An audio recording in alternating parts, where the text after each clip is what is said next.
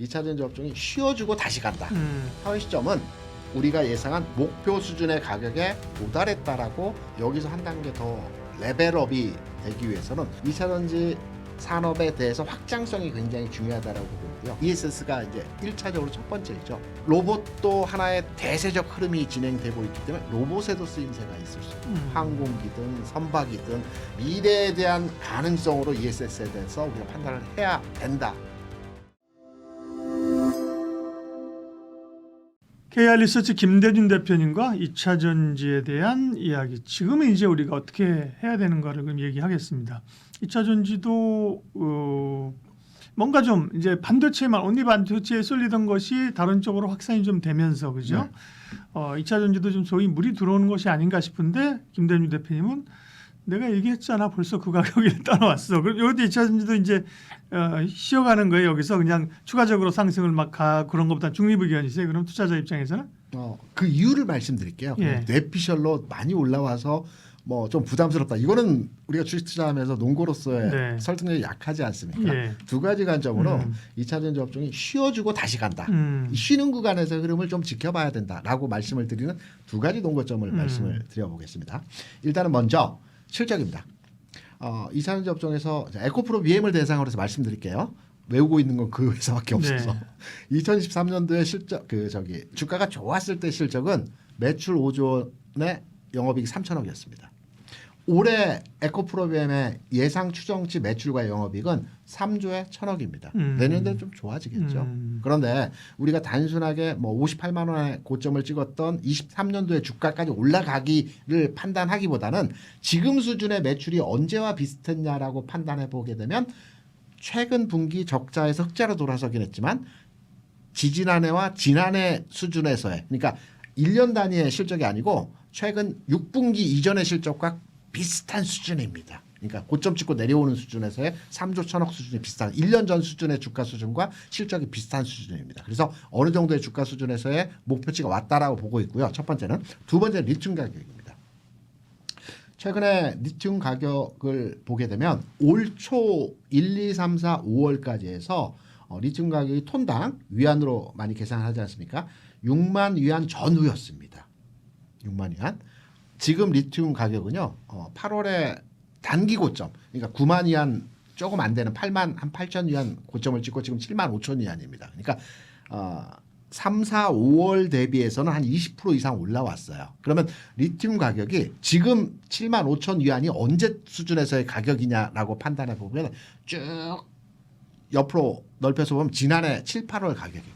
그러면 지난해 7, 8월의 가격이 앞서 말씀드렸던 에코프로비엠은 16만 원, 17만 원, 포스코 퓨처엠은 20만 원, 21만 원 수준의 가격으로 딱 치환될 수 있는 시점이거든요. 그래서 현 시점은 우리가 예상한 목표 수준의 가격의 상당 부분 거의 90% 이상 도달했다라고 판단하는 기준으로 설명을 드릴 수 있습니다. 그렇다면 이제 그 산업이나 구조의 변화들이 이제 나타나는 것을 감지하고 그게 이제 뭐 EV가 다시 팔리던 ESS가 생각보다 좋아지던 뭐 이런 것들이 추가적으로 주가에 이제 반영될 수 있는 거잖아요. 그런 점에서 이제 앞으로 그럼 주목해봐야 될 건 뭐예요? 일단 ESS 얘기를 제일 많이 하잖아요, 시장에서는. 네, 확장성이죠. 그러니까 거기에 정답이 있습니다. 2차 전지 업종의 종목이 여기서 한 단계 더 주가가 레벨업이 되기 위해서는 지금까지 우리가 판단했던 업황 개선이라든가 캐진 극복이라든가 이런 내용 가지고는 여기서 주가 더 뻗어가기 어렵습니다.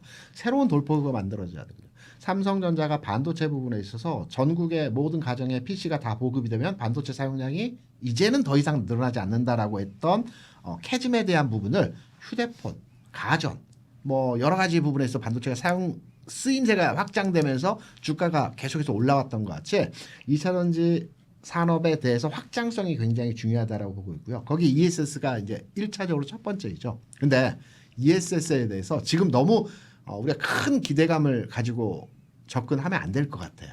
왜냐하면 ESS 시장에서 우리나라 선도 기업은 LG에너솔루션이지 않습니까? 그렇죠. LG에너솔루션이 1년 매출이 한 24조 정도 매출이 됩니다.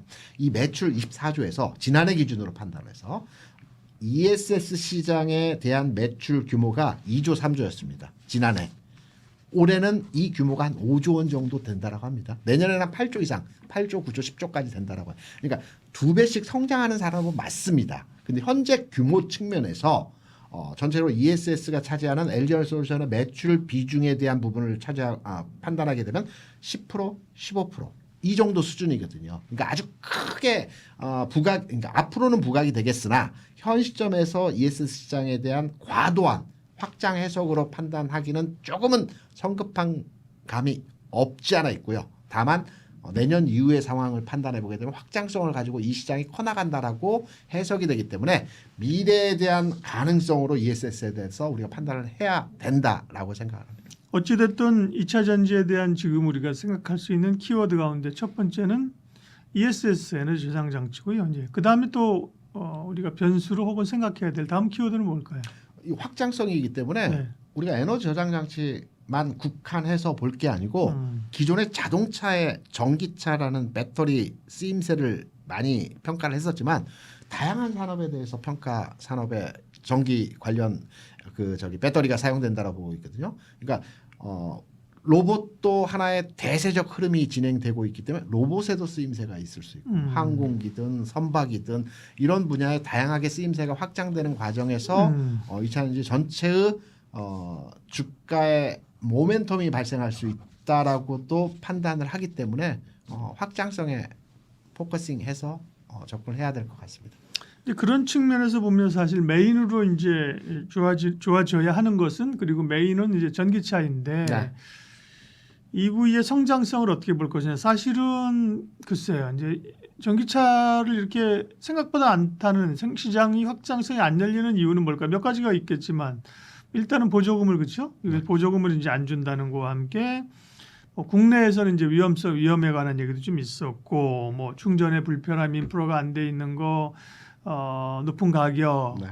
그다음에 뭐 모델의 부재, 그죠? 여러 가지가 있잖아요. 그리고 최근에 좀 위협적인 거는 그 하이브리드가 훨씬 더 성능을 개선하면서 그죠? 굳이 뭐 전기차 아니어도 되겠네라는 약간 대체제적으로 하이브리드가 더 발전하고 있어요, 그죠? 네. 예, 그런 측면의 2차 전지 위험으로서 어느 정도로 생각하면 될까요? 하이브리드는 8년 이상 타야 그 가격에 대한 기름값에 대한 효용성을 가져간다라고 합니다. 그래요? 예. 네, 8년 이상 타야 예. 장거리를 타거나. 근데 사실 8년 타는 분이 그렇게 압도적으로 많지는 않을 텐데 그렇죠? 보통 글쎄 자동차 모르겠는데 교체 시기가 대략 한 뭐 5년에서 10년 사이 아닐까요? 네. 거기서부터 손익분기가 떨어진다라고 하더라고요. 그런데 이제 전기차가 미국에서 보조금 축소 그리고 우리나라뿐만이 아니고 뭐 유럽에서도 번파 판매량들이 그렇게 확장적으로 진행되는 것 같지는 않습니다. 그런데 여기서 중요한 포인트로 우리가 판단할 수 있는 게 테슬라 실적이 이제 발표되지 않습니까? 네. 근데 테슬라 실적 예상치에 대한 부분을 시장에서 나오는 내용을 근거로 해서 말씀을 드리면 이번에 그 3분기 인도량이 상당히 늘어났다라고 합니다. 한 5% 이상의 인도량이 늘어났다라고 하거든요. 물론 여기는 그 보조금 축소 그 폐지에 따른 이제 선취매 물량도 일부 있다라고는 해석은 되고 있으나 인도량 자체가 늘어나는 추세가 진행되고 있고요. 두 번째로는 이제 배터리 산업, 특히 국내 배터리 산업과 관련돼서 판단을 해보게 되면 LFP와 3원계 배터리의 가격 차를 보게 되면 키로당 LFP가 100불이면 3원계가 130불, 약 30% 정도의 갭이 있습니다. 이 갭 자체를 현재 줄여 나가고 있는 상황이 진행이 되고 있거든요. 이 부분도 하나 우리가 괄목할 만한 국내 배터리 기업의 그 상황이고, 그리고 LF 시장에 뛰어들고 있는 국내 기업들, 이게 내년부터 이제 성과가 날 것으로 판단이 되고 있는데, 이런 부분들이 국내 배터리 기업들의 주가의 어떤 긍정적인 요인으로 작동할 수 있는 그 상황들이 아닐까 생각합니다. 네, 2차 전지 얘기했습니다. 마무리하겠습니다. 그럼 어쨌든 간에 조금 2차 전지도 한숨 돌리고 새로운 모멘텀을 찾아서 가야 된다고 하셨는데, 그럼 지금 타이밍에서는 2차 전지는 물론 이제 우리가 단기적으로 얘기하는 거지, 여기서 뭐 6개월, 1년 후에 어떤 가치를 보고 기업 얘기는 잘 하지 않잖아요. 그죠? 네. 약간 트레이딩 성격으로 이제 원하고 방송이 또 그러시니까, 그런 관점에서 그러면 지금은 이제 매수 의견을 주실 수 있는 종목이 오늘은 그러면 없나요? 정리해서 말씀드리면 네. 반도체도 큰 종목들은 쉬어가야 되는 구간에 들어왔고요. 2차 전지도 대표 종목인 흐름에서의 종목들도 쉬어가야 구간에 들어왔습니다. 다만 우리가 이제 2차전지 업종에서는 확장성이 있죠. 반도체에서는 소부장에서 확장성을 가지고 주가의 움직임이 나타나는 현상들을 예. 보여줬어요. 2차전지는 확장성을 가지고 주변주로의 흐름이 나타나는 종목이 아직은 나타나지 않고 있어요.